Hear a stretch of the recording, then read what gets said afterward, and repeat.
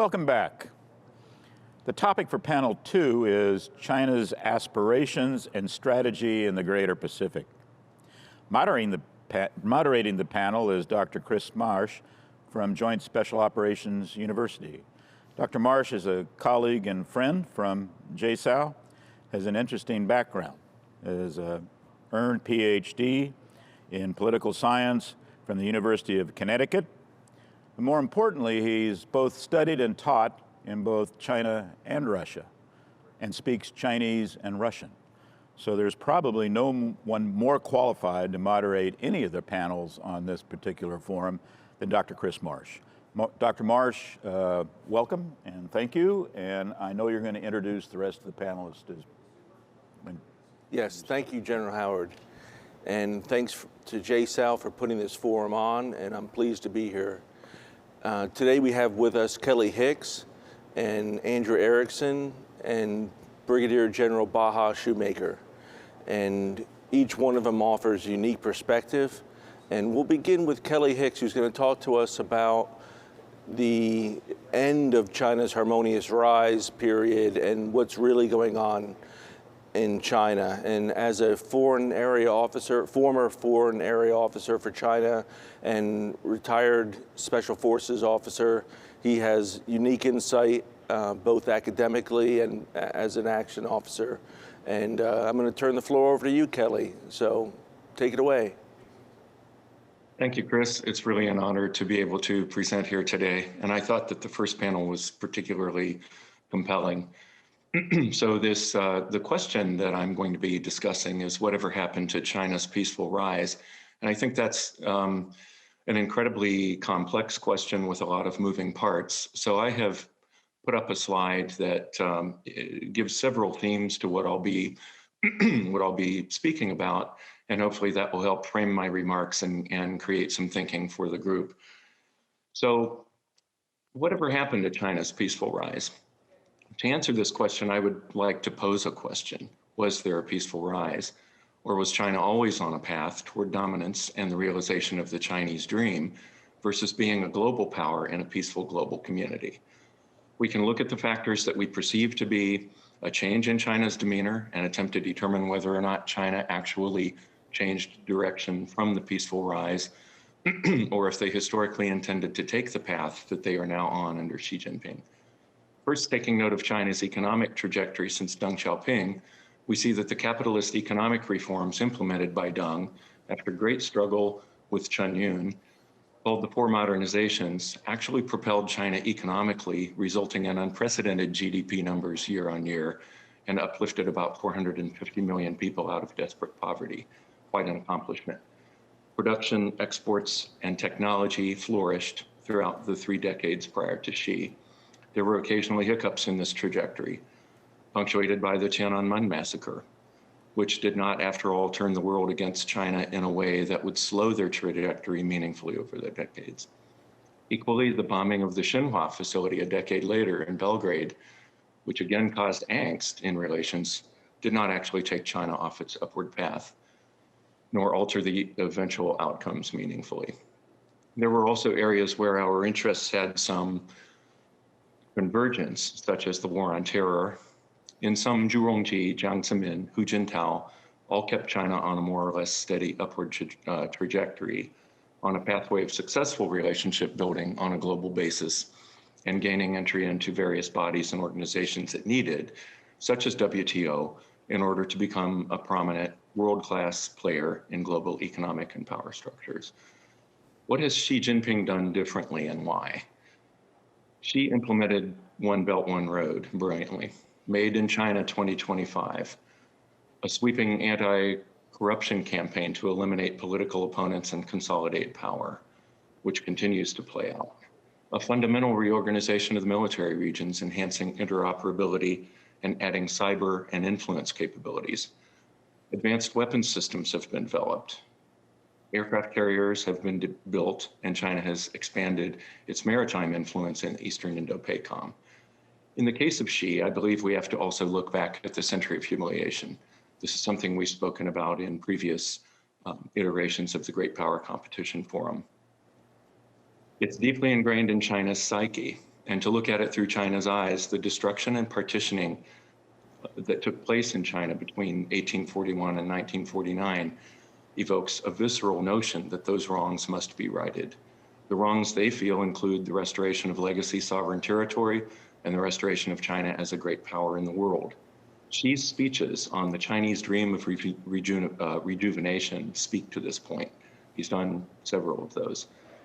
In some ways, it does seem as if Xi Jinping has changed direction, exhibiting more aggressive behavior, but the issue is complicated and likely has been influenced by factors that Xi himself might not have predicted, such as the exceptional rise in pro-democracy activism in Hong Kong, which led to a fairly thorough suppression and hastening of China's grip on power over Hong Kong by about 25 years. Additionally, China has adopted a more aggressive posture towards Taiwan, making provocative statements and taking actions that have compelled Taiwan to strengthen their own defenses, as well as increased rhetoric from the Taiwanese leadership against the PRC.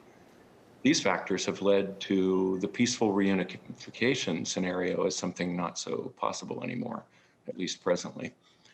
Moreover, it has led to a ramping up of the United States presence and focus in the INDOPACOM. And this has been displayed by more frequent and more what China considers to be extremely provocative activities of our own, including stepped up military presence in the Taiwan Straits area and diplomatic overtures with Taiwan. With stakes being raised on China's side, we might view this as Xi Jinping acting exclusively, taking a different path, rather than what Jiang or Zhu might have done in his place. However, when considering the century of humiliation, which has never been off the books in terms of China's stated goals and policies, we can perhaps conclude that this change in direction was really not a change in direction as much as it was a hastened pre-existing plan. So not a forced diversion from the peaceful rise. This is mirror imaging to expect the latter, in fact. Mirror imaging is something that we will talk about later in the forum, and it's an important point to consider. But here's why. During China's peaceful rise, there was not only an economic expansion, but also an aggressive, urgent push to acquire dual-use technologies, especially advanced microprocessors. This was against export controls regulations, by the way. To gain sophistication in space launch technology, to gain the formula for Kevlar and advanced armor, and even to gain the solution that pushes viscous oil through pipelines. These are just to name a few of the very aggressive pushes. Much of this activity happened in the corporate sector and occurred as an accepted part of doing business in China. But the long-term theft of advanced technologies enabled advances in military weapons systems, aircraft carriers, and other tools that clearly could be considered strengthening China's military power and capacity to project power. In other words, more offensive, more aggressive power. Xi implemented sweeping changes to the military that we have seen with restructuring of the military regions and the force itself, the creation of joint interoperability between them, and the addition of the Special Support Force, a well-funded and highly capable cyber and influence operations branch of service. In looking at whether Xi Jinping's actions match his words, I believe they do more clearly than his predecessors, who stayed within the guidelines of Deng's hide your strengths and bide your time. In the context of the century of humiliation and righting the wrongs, Xi's behavior is the natural outcome of China's rise without any deviation, and likely a situation of hastened aggression that was latent, but needed the right geopolitical circumstances to fall into place before it was revealed. That's my view at this time. Mirror imaging was a possible factor in the West's perception that China would evolve toward a more democratic form of government over time, that they would be beset with economic prosperity, leading to rational actor membership in the world community. Mirror imaging can also play a role in how we assess China's military capability and intent, wherein we assume that China would have to have parity with us in terms of naval or weapons systems in order to fight and win against us. But when we break through the mirror, viewing things from China's perspective, we see that China is working on clear plans involving anti-access area denial within the Taiwan Straits and South China Sea, with a view to reunify Taiwan and dominate within the 9-dash line. And these are things that are part of what they consider their legacy territory, and things that they write about, train about, and have created force structures to achieve. We see that Xi has poured everything into a scenario that he believes he can win, therefore. He are that it neither exceeds China's operational capability in distance or capability, nor departs from the principles of righting the wrongs of the century of humiliation. I just think it's very important to consider that. That is a fairly close alignment between what China is doing and what they are saying internally and sometimes messaging abroad. I believe in their mirror imaging of us that their calculus may be that we will not fight over those objectives, that we would ultimately back down or seek an ex post facto negotiated solution. A negotiated solution is preferred, but it's better reached via a position of strength where credible deterrence on our part is paramount. In sum, I feel that we need to break the mirror and not continue to calculate that China is having a temporary departure from a peaceful rise. Instead, we should put ourselves on their side of the mirror and better understand the historical and emotional context of their goals and the notion that this is China's century, the way they view it, and they believe they are destined to dominate. We therefore should carefully and consciously take measures that reflect United States and other world nations' interests. Many of these do not align with China's goals and interests, especially with regard to Taiwan, which interestingly has emerged recently in the world psyche as a modern, noted sovereign nation that is governed democratically and deserves recognition as such. While the current situation is complicated and difficult, breaking the mirror will enable the United States and others in the West to recognize the areas where China should be met with firmness, multilateral unity, and clarity of policy conviction in order to enhance stability rather than further destabilize or confuse the already tense security environment. That concludes my remarks, and thank you very much. Thank you, Kelly. That was very interesting and insightful, and I have a few questions for you that we'll bring up during the Q&A portion. But next up is Dr. Andrew Erickson from the United States Naval War College. And if one is interested in Chinese strategy, they can look no further than Dr. Erickson and his long resume. Go to his Amazon page and you'll see a long list of books published on the topics. We're very grateful to have him with us today. And without any further ado, I'll turn the floor over to you, Dr. Erickson.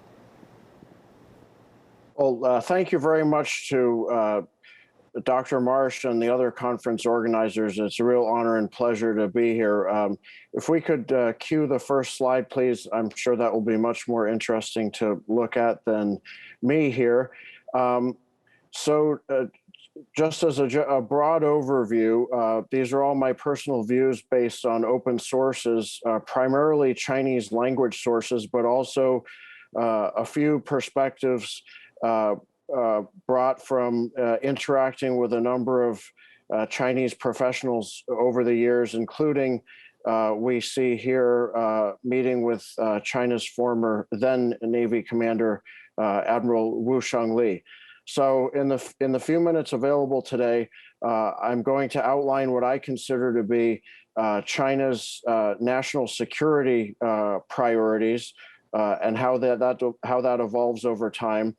China's strategic geography with a focus on its environs and the immediate environs in the greater Pacific, and then an overview of the sea forces that China's developed to try to pursue its priorities within that strategic geography and beyond. So if we could have the next slide, please.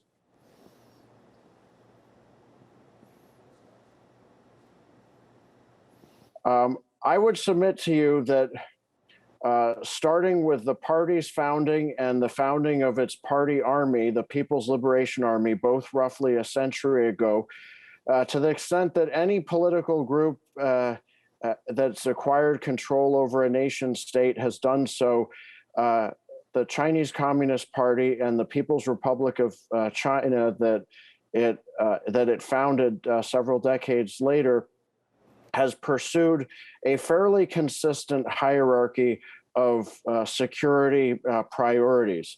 Simply put, it's from top down and it's from inward out. So consolidating leadership and party state administration over over what became the People's Republic of China, establishing governance of the core Han historical homelands, so to speak, then moving out to prioritizing securing the claimed land borders.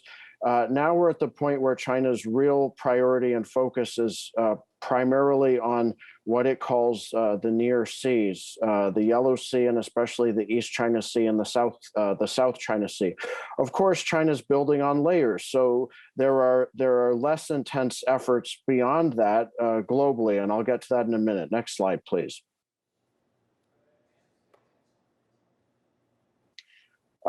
Again, a lot of this focus in this context is shaped by what you might call China's historical maritime strategic geography. Not only is there that priority set hierarchy of priorities within the People's Republic of China's current controlled land borders, but there are the three near seas that are hemmed in by what Chinese strategists conceptualize as this first island chain running down through Japan, Taiwan, the Philippines, around the South China Sea, et cetera. And it could be a further discussion for another time, but China is not the first great power that's thought in terms of island chains. It's merely the latest great power competitor that's in the region that's thinking in these terms. Next slide, please. But let's just look quickly at the East China Sea. And next slide will be the South China Sea, if we could go to that.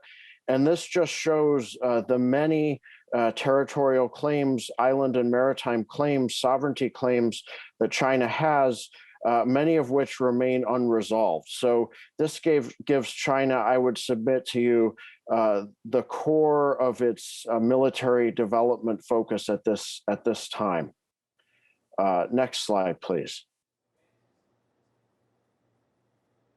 Now, of course, as I said before, China's working in layers. My colleague at the Naval War College, Peter Dutton, our former China Maritime Studies Institute director, talks in terms of layers of control, influence, and reach.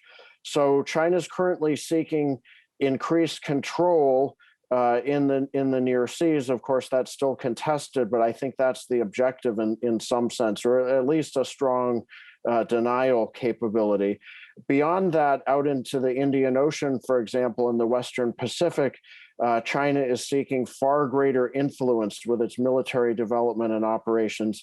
And then finally, beyond that, around the world, into the polar regions, across every domain, China today has and pursues some type of reach. It's a comprehensive great power across the board, arguably in a way that only the United States also is, albeit at a much higher overall level. Next slide, please. So what are the sea forces that China's developed to try to advance these interests? Put simply, there are three. The People's Liberation Army has its People's Liberation Army Navy. The People's Armed Police controls now, since 2018, the China Coast Guard. And the militia, which is one of China's three armed forces, has a maritime component called the Maritime Militia. And here in the US Navy strategy report published late last year based on data from ONI, we can see an overall force calculation. The numbers are very high already, numbering over 700 aggregate vessels in 2020, by 2020, and still in 2021, even though I would submit to you that's a very, very conservative, perhaps excessively conservative estimate for the maritime militia. Happy to talk about that later. Next slide, please. But as I said before, three different sea forces, three different fleets. There's a lot of detail, and there are a lot of command and control details, but the point I really want to make is this. All three sea forces are undeniably and unambiguously part of China's armed forces, and each is also the world's largest in terms of numbers of ships. Ship numbers aren't everything, but especially in the US-China great power competition, with the US globally dispersed, these numbers, I think, start to mean a lot. Next slide, please. And as I said before, largest sea force in terms of numbers of ships. That's true already in terms of naval vessels by a substantial margin, and continuing to grow on China's part at a fairly rapid rate. Next slide, please. And then if we look at Coast Guard ships, China's growth has been even more rapid numerically. China has really by far the world's largest Coast Guard in a number of ships. And again, those numbers aren't everything, but they sure add up to a lot, especially when really concentrated in this near seas area. Next slide, please. This is an eye chart, but suffice it to say, this is very telling when the Office of Naval Intelligence has produced its latest recognition guide, hopefully updated soon, but just shows the sheer number of different classes of the ships of China's Navy, China's Coast Guard, and even some from China's maritime militia. And let's zoom in on this box that I've put here to just show an example in the next slide. So this is just one small component of this enormous chart. And this is a very small subset of China's Coast Guard. And let's just look at that sheer number of ships in that small subset. I just wanted to offer a visual recognition of how many ships we're talking about here. These numbers are quite overwhelming. Next slide, please. And finally, in the remainder of my time, I just want to share a few thoughts on China's third sea force, the maritime militia. I have a lot more to say on that if anyone's interested, but let me make the key points here. It's drawn from the world's largest fishing fleet, and you can think of it as a very large pyramid with a wide base and a narrow top. So yes, a lot of the very numerous basic vessels are operating in coastal areas, not necessarily of great concern to the US and our allies and our partners. But there's a small elite subset at the top of that pyramid, what China calls the vanguard units. These are increasingly professionalized, militarized, highly capable units. And those are the ones that are charged and empowered with participating in international sea incidents, including with our government vessels. So that's a distinction that needs to be drawn. This map of Zhejiang province, partially opposite Taiwan, shows some of those more advanced units highlighted. And again, these are things that can be learned from a painstaking poring through Chinese open sources, as we've done in our now 7+ year study at the Naval War College. Next slide, please. As I said, what really matters for us and our allies and partners are the risks being posed by this elite at the very top of the maritime militia. They've been issued what by fishing vessel standards are advanced capable vessels, large mast-mounted water cannons, and reinforced bows for aggressive spraying and ramming. And something that's available on my website, I'm happy to go into in the Q&A, but here's just one example. Recently, many have seen Whitsun Reef in the news. It's that boomerang-shaped feature at the top right-hand corner of this bottom right image. And my colleague Ryan Martinson and I at the Naval War College have mapped carefully the operations of an elite maritime militia unit from Guangdong province, Taishan City.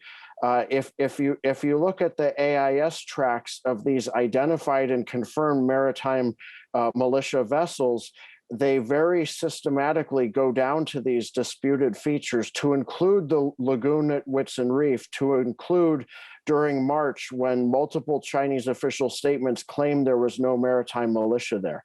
So this is just an example of what open sources painstakingly examined can reveal about China's maritime militia efforts in real time against one of our allies in the South China Sea, even when China's trying to hide this in what the kindest way to put it is evasive rhetoric.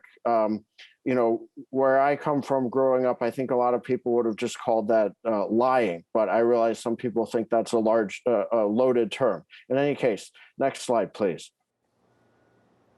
So in conclusion, I have all this research available in a keyword searchable form via my research website, and happy to address anything else you might be interested in the Q&A and to hear your insights. Thank you very much. Thank you, Dr. Erickson. That was insightful. Wow, 700 plus vessels. It reminds me of Stalin in his quote that quantity has a quality all its own. And that's certainly the case here with the maritime forces of China. Finally, my longtime friend, Brigadier General David Baja Shoemaker, is going to join us and give us a perspective of a practitioner out in INDOPACOM. So General Shoemaker, the floor is all yours. Dr. Marsh, thank you, and thank you for the opportunity to speak today. And I really appreciate the perspectives of my two esteemed panel mates here. It was interesting and insightful to get to listen to your view of the world and to be reminded of how depressing sometimes my view of the world can be here from the operator's perspective and from a fighter pilot's perspective on the staff in Hawaii. I think we all see the rise of China, and we understand the importance of this region. However, I'd like to start with the way that my commander frames this region when he talks about the strategy in his Regain the Advantage brief. Realize that in our 52% of the world's surface that we're responsible for, there are 36 nations, over 50% of the world's population, 4 of the 5 largest economies in the world, 7 of the 10 largest militaries in the world, 5 of the world's 8 nuclear weapons nations, and one that we often forget is 5 of the 7 U.S. treaty alliances. Indo-Pacific accounts for 60% of the globe's current GDP and contributes to more than 2/3 of global wealth. What is the threat? We look at it here as the PRC trying to replace the rules-based international order with their own hierarchical order that ends with the PRC and more specifically the CCP at the top. China uses a whole-of-nation approach to coerce allies and partners around the globe. It's a whole-of-nation approach that we can't counter because it can only be highly successful under a repressive autocratic government. Recent examples of provocations, some of them have been alluded to already, include increasing exercises in the South China Sea, continuing to ignore the 2016 arbitral tribunal ruling on PRC's excessive maritime claims, the skirmish that we've watched along the line of actual control in India, pressuring and harassing international shipping and legal exploration vessels, and the continued militarization of the Spratly outposts, which enables expanded frequency of and geographic reach of the Chinese military throughout the South China Sea. Our vision is that of a free and open Indo-Pacific. It requires close work with allies and partners. We have to realize the fact that many of our possible partners in the region have China as their #1 trade partner and need to be able to rely on the PRC while they really choose the U.S. as their major defense partner. In that idea, we don't present the PRC, this as a PRC versus U.S. battle. However, we present it as a free and open Indo-Pacific or not a free and open Indo-Pacific. You don't have to choose sides, but don't you want to be on the side of the free and open?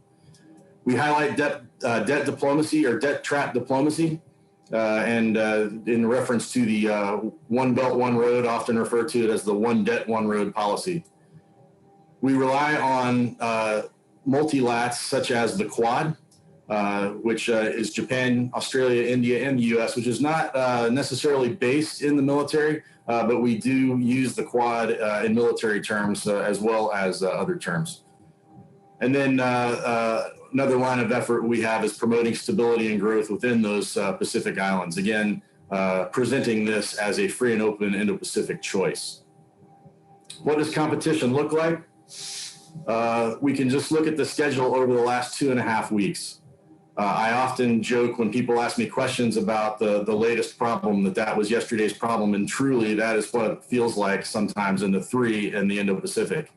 In the last 2.5 weeks, we've worked aggressively, 24 hours a day, typhoon relief to Palau, aid to Indonesia to help locate their sunk submarine, COVID relief flights and equipment to India.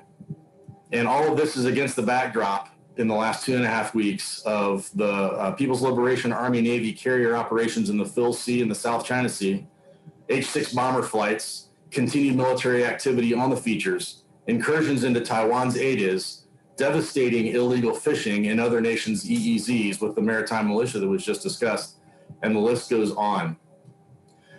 We have to work with the whole of government to effect great power competition. As Kelly discussed, mirror imaging is dangerous, but so can be comparisons to the wars of the past 20 years or comparisons to the Cold War with the USSR. As Secretary Austin said here on the island just last Friday, we have some old habits that just don't serve our core mission anymore. So as we move forward, we look to shift focus across the government to align with the National Defense Strategy and not just pay lip service to it. I look forward to questions and discussion. Thank you.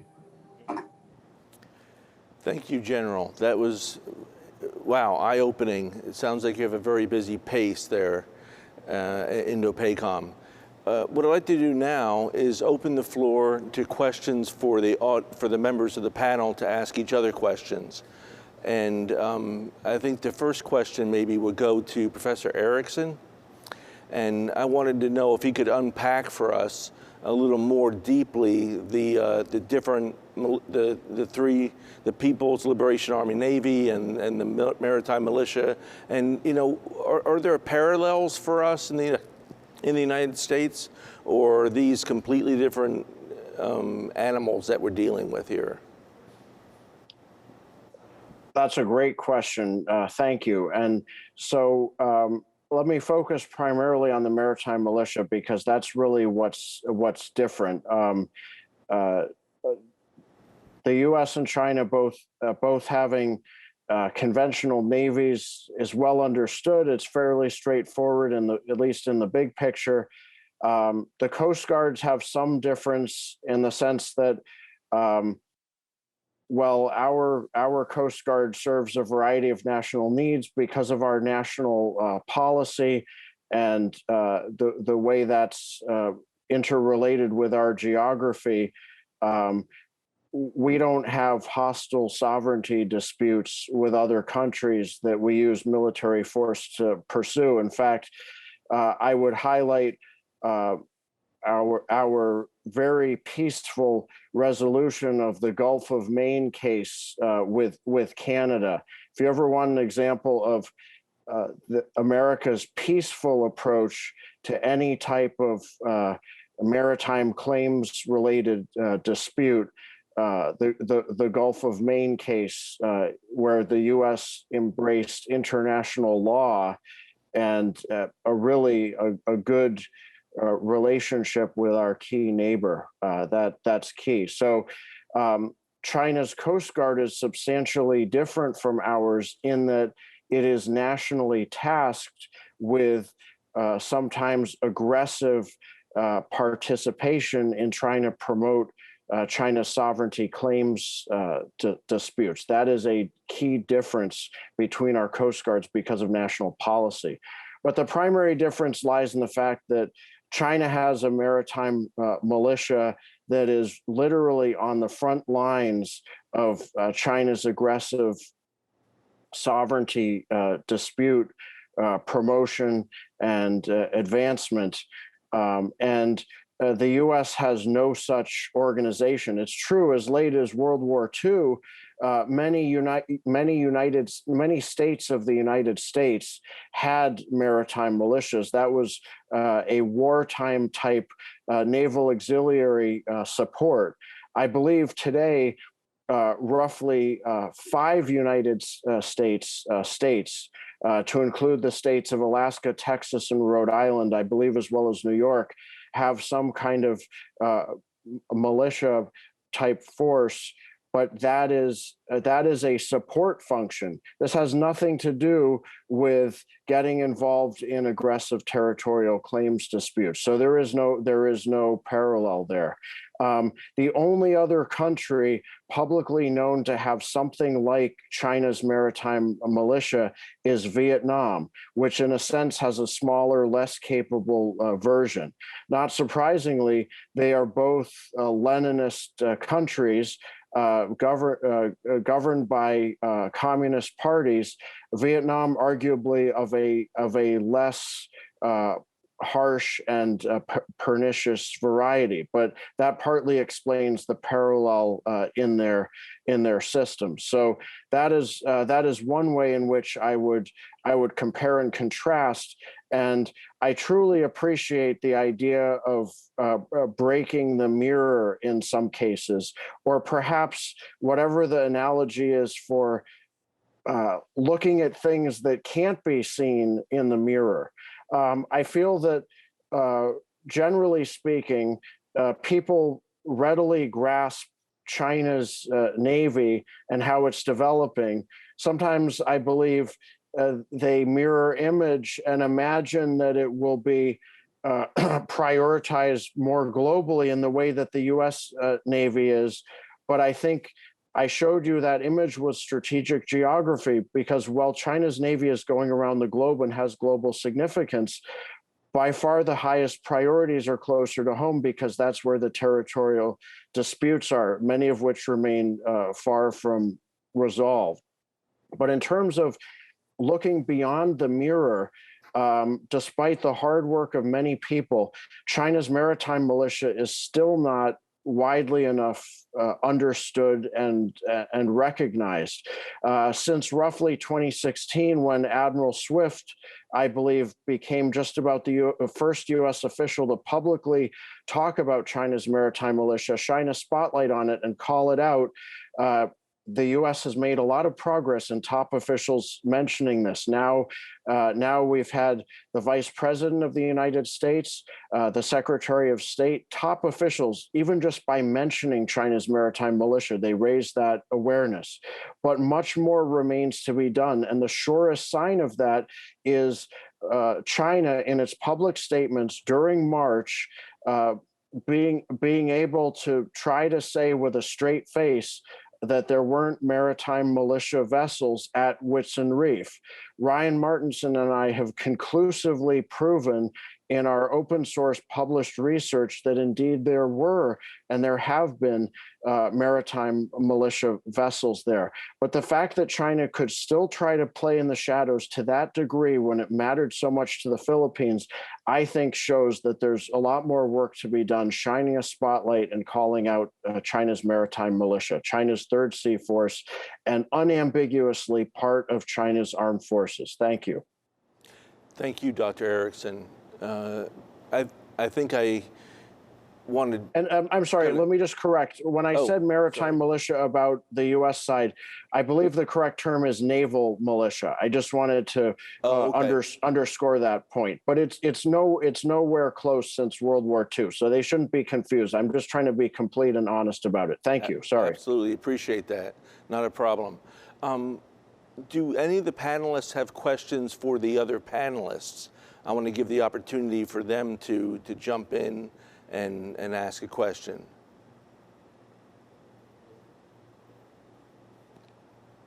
No? Okay, then I'll ask another question. The question I wanted to ask, which is to everyone, and that has to do with Chinese militarization.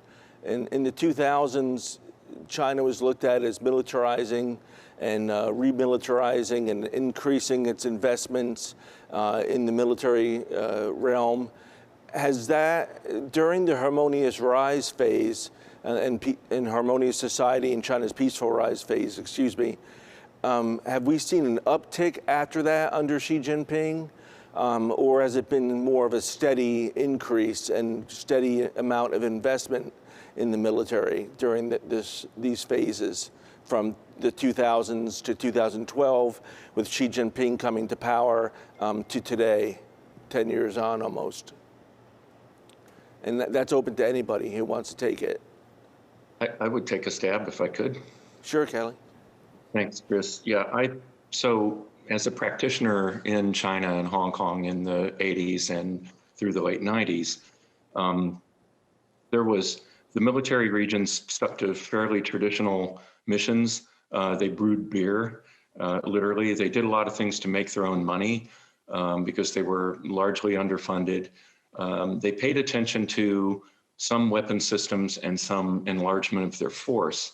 But I think that, and obviously there were modernizations that happened. I don't want to make some blanket statement that there weren't. However, under Xi Jinping, it's very much pulled together in terms of the coming to the fore of the technologies that they've been able to acquire and creating hypersonic weapons and other very sophisticated weapon systems. The use of AI within military that came from a lot of commercial data mining and so forth, basically data theft and so forth, cyber attacks that enabled them to have source code on things. So he brought things from a very low level or a very traditional level to a very sophisticated level, and then added on joint interoperability between the military regions. Basically, in the anti-corruption sweeps that he made, he also made a sweep of sort of old thinking and sort of the neo-traditional graft and bribery and so forth that took place between military region district leaders and local cadres and things like that. And he got rid of a lot of that. And the generals who were left standing were reemployed as much more sophisticated leaders with better educations and so forth. The net sum of that has been to really create a force that is formidable, that can actually, that's mission capable. And then he realigned the actual ground forces into amphibious landing forces, making the rest police and militia and so forth. So I think that was a remarkable shift from an old sort of a traditional way of looking at things. And it's made their military much more capable now for those traditional missions that Dr. Erickson actually expounded upon a bit from what I was also thinking. Thanks. That's my comment. I'd like to add a few more points. Sure. That's all very on point. Things are clearer in retrospect, and I think what I always like to joke. China's more transparent in Chinese, which is why my colleagues and I spend so much time pouring through these Chinese language sources, especially after the fact. You can learn a lot. We're trying to get ahead of the curve. But looking back on the past 2 to 3 decades, there are several things that caused an uptick in focus in China's military investment and reforms and improvement. Yes, Deng's focus was definitely a long-term focus on investing in the economy and China's overall development after 3 decades of ruinous Maoist malpractice.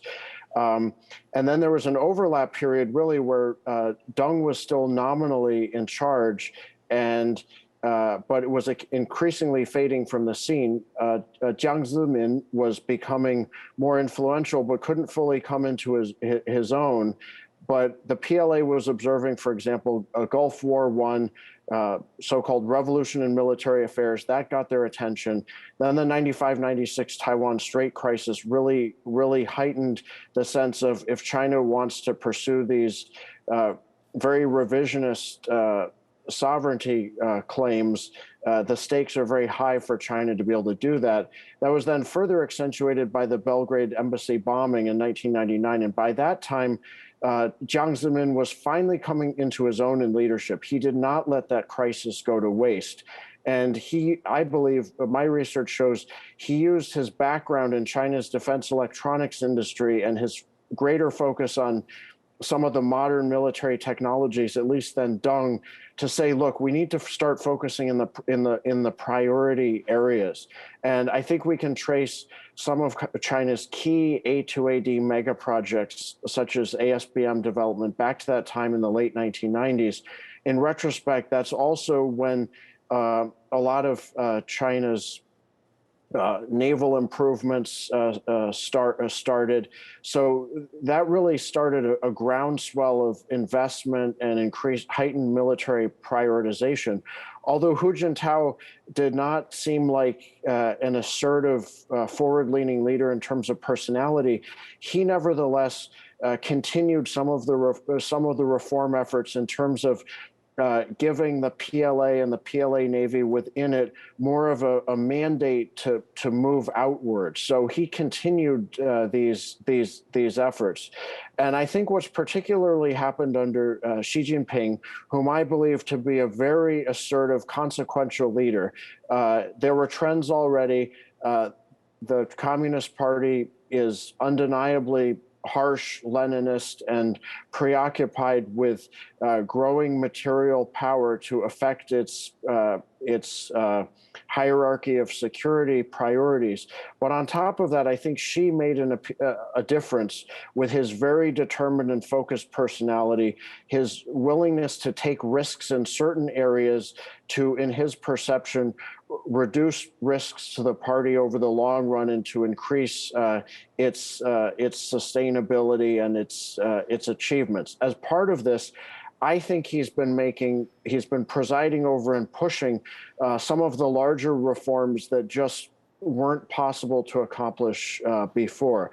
The biggest single one is a set of sweeping PLA reforms that really could be thought of as Goldwater Nichols plus, or arguably plus, plus, plus. It is truly ambitious in its nature. It seems, although it's arduous, it seems to be yielding some positive effects. Within the subset of China's maritime forces, there's been a parallel effort at reforming the Coast Guard, consolidating various maritime organizations from 5 to 9 so-called competing dragons contending for the sea or stirring up the sea. There was a 2013 reform effort to consolidate them on paper at the beginning of Xi's time in office, but it wasn't successful. So they doubled down on the reform effort in 2018, bringing the Coast Guard under China's People's Armed Police and hence as formally part of China's armed forces. Now that appears to be bearing far greater fruit. The consolidation is really succeeding. I think they have a ways to go, but just the sheer ambitiousness, this I think might not have happened, certainly not this soon, under a leader other than Xi. And for those of us who are trying to follow this, let me just say, the sheer reordering of the pennant numbers on those Coast Guard vessels is ongoing. It is exhausting to follow. So when you think about all the different pieces that have to come together, all the bureaucratic rice bowls, so to speak, that have to be smashed for this to happen, I think it takes a consequential leader like Xi to fully preside over that. So it's a work in progress, but in terms of strategic risk assessment, I would be particularly concerned once they start to feel like this is coming together and the PLA and China's armed forces are less preoccupied with these sweeping reforms and feeling that the leadership, the National Command Authority of China increasingly feels that these forces are available for operations at a whole other level. I think we're already in a I would call it a decade of danger, a period where especially Taiwan is at risk. And I think we're going to get into an even more difficult part of that when these reforms come together more solidly. So thank goodness for the good folks out at INDOPACOM and elsewhere. It's already a very difficult, important job, and I think that's only going to be more so in the next few years. So I look forward to helping as best I can. Thank you. Thank you, Dr. Erickson. Dr. Marsh, if I could just jump in, I'm going to take this a step further, maybe a little bit beyond your initial question. Go ahead. But to answer to some of the things that Dr. Erickson just said, you know, these are the things that keep us working 24/7 when we talk about these reforms coming together, and more importantly, when we look at when the PRC, PLA, Chinese Communist Party decide that they've been successful at pulling these reforms together. And so our job here is that deterrence that makes them, as Admiral Davidson, who just is our outgoing commander here at INDOPACOM, used to talk about Xi opening his curtains in the morning, looking east and saying, "Not today," and closing them. And that's all of the things Dr. Erickson just talked about are the things that we look at when we talk about our deterrence here, conventional deterrence in the Pacific. And just to add to that, Secretary Austin, again, on Friday here on the island, coined the term integrated all-domain deterrence, which was a great descriptor of what we are trying to do here in the Pacific. So Dr. Erickson's rundown is exactly what we're looking at every day here. Excellent. The next question actually is for you, Baja. So here's a question from the audience. Is there U.S. political military will to move towards adjusting U.S.-Australia soft posture towards an integrated model across the INDOPACOM to lead irregular warfare strategies as part of a standing bilateral Australian-U.S. soft task force? So interestingly enough, my next meeting, realizing that it's almost 5 o'clock in the morning here in Hawaii. My next meeting at 6 o'clock in the morning is going to be a executive session on irregular warfare and the policies moving forward on irregular warfare. At this level in this forum, what I can say is that when we talk about the militarization and the buildup of the military in the last several decades, the most stark, contrast slide that we can show here from INDOPACOM are the forces that the PRC can field in their eastern and southern theater, and the forces that the U.S. has west of the international date line. And the real story there, when you look at the gross overmatch, just in sheer numbers, the real story there is that we have to rely on allies and partners, and we have to rely on some of our partners, such as Australia and Japan, to exercise some of their historic alliances and some of their historic partnerships to almost a second order, create second order partnerships throughout the region. So when we talk about our irregular warfare and soft forces, there's already a lot going on, obviously, with our two nations working closely together. And again, in this forum, without going too much further, I would say that there's will in moving forward, particularly with our Five Eye and Five Eye partners in Japan in really all aspects of what we're doing militarily. Excellent. Can I add a two-finger to that? Sure. I know so I want to offer a larger perspective that I believe should shore us up in terms of political will and ability to see this in the perspective of the big picture. Again, on my research website, you can find the details on this, but more than a decade of research has convinced me that we have to look at great power trajectories here. And great powers tend to follow a common pattern. It's almost like a human life cycle.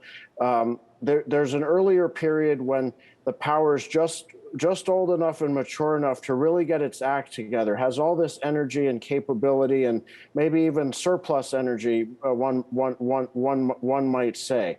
And then all these responsibilities and other things come, and I'm a middle-aged dad now, so I'll just say, more than 20 years after college, chasing my 2-year-old son around the clock, it's not the same type of thing. It's a good thing, but it's not the same type of thing. Well, with the U.S. and China, we see all these news reports. The U.S. population growth is slowing down, and Europe's aging very quickly, and Japan even more so. But what needs to be factored into this equation is China's suffering a lot of these challenges. They're going down that curve a lot faster, perhaps than any other great power in history, especially because if you believe that people matter, as I do, then demographics matter. And that is just about the most fundamental thing to any society, because human beings matter. So China has, in my view, strategically shot themselves in the foot fatally with their one-child policy, because we see time and time again examples of societies become more developed and more affluent. People pursue their own personal priorities. It becomes a kinder, gentler, more individualistic society. The trade-off is population growth slows, entitlement and welfare spending grows. It's less easy to dedicate resources to big national defense and strategic projects. While China's at the growing end, at the tail end of a golden era of 3+ decades catch-up growth after 3 decades of Maoist malpractice. They've had an incredible run, but many people don't realize how fast they're slowing. It's going to have a fundamental ability on their ability to marshal resources for ambitious national defense projects, to ask their society to sacrifice and take risks. This transition is coming, I think, surprisingly quickly and dramatically. If I'm right about this, INDOPACOM and others are going to have very hard deterrence work to do, say, for the next 3,000 days or so, convincing Xi Jinping or whoever else is in China's National Command Authority, today is not going to be the day. Today is not the day. Today is not the day.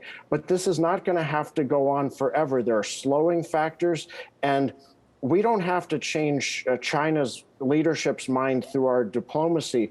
Their own people, even if the political system doesn't change fully, are going to call for a redirection of resources to their individualistic priorities, to take care of their aging parents and grandparents, because that's what we see human beings do in society after society. So I submit that's a powerful set of forces that should inform where we take risk, where we prioritize, where we push. And I'll leave you with this personal analogy. I've at least found in my personal life, it's a lot easier to push and do great things when you know that there's a timeline and a time limit in sight. I ran cross country in high school. I was far from the best. In fact, my brother was much more of a natural athlete than I was. And there was one race where I could tell he was catching up on me. Took every bit I had in my body to cross that finish line first. But I was able to dedicate what I needed to dedicate because I could time it based on the distance of the race and the time that was available. So I hope that could shore us up a bit. Obviously tough challenges, but let's focus on where the greatest threat is here. And it's not too great a challenge to meet. We can do this. Well, I appreciate that optimism. Unfortunately, we're running out of time. We have only a few minutes left. And I'd like to ask a question of Kelly Hicks. This is from the audience, and it says, essentially, given Russia's involvement with China and the strategic partnership they have, is this allowing China to invest greater energies, efforts, and wealth into other areas because of this kind of like agreement between between China and Russia? Is that allowing them to have a protected flank and not have to worry about it, and therefore invest in other areas towards the east? Great question. I think to some degree it does. They seem to be, at least symbolically, holding joint military exercises where Russia shows up with a great number of vehicles and things, and China does all the exercising and so forth. But the real point is, I think that they are not at a level of animosity towards each other as perhaps they had been for many, many decades in the past. I personally feel that China is much more capable militarily and economically than Russia is, so they can probably also tell them what to do pretty much when they want to. Russia's busy exporting oil, natural gas, and coal and things like that, and hoping that the commodities market doesn't tank their economy the next day. And at the same time, they're fomenting unrest and revolution and so forth along the northern tier of South America, which is, I guess, fine for China because it keeps Russia focused off of China. But again, I don't think there's much animosity, if any, like there was in the past. So if you want to use that as a context or a pretext that China is able, therefore, to keep on the path that it's on, I suppose that's valid to do. I don't think that that's, for China, in their eyes, either way, that much of a factor. Just my view. Thank you for that. Thank you very much. And thank you to the whole panel, and especially to General Shoemaker, waking you up really early. I know you get up early, but this is a big ask, and we really appreciate you and all the members of the panel for participating. With that, I will hand it over to General Howard. What a great panel. It's brought back many memories, the panel observations. I was first in China in 1979 under Deng Xiaoping's reign. And the four modernizations were agriculture, industry, technology, and the military was the fourth modernization priority. My guess is that priority has probably changed. Thanks again to the panel.